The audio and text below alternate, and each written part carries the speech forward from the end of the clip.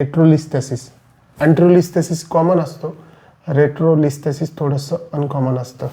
याच्यामध्ये L5 व्हर्टिब्रा मागे सरकला आणि S1 पुढे सरकला. ओके, हा मागे गेला याच्या कंपॅरिझनमध्ये, म्हणजे हा डॉट दिसतो ना, तर याच्या कंपॅरिझनमध्ये हा मागे आहे.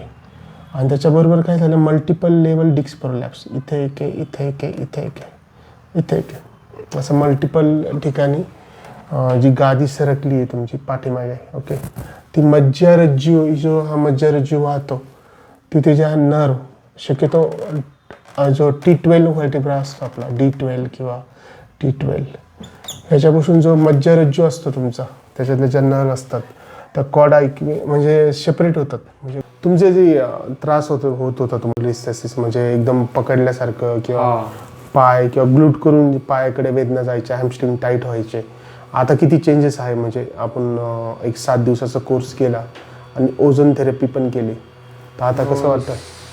70% पर्यंत, 60-70% पर्यंत आता पेन कमी झाले.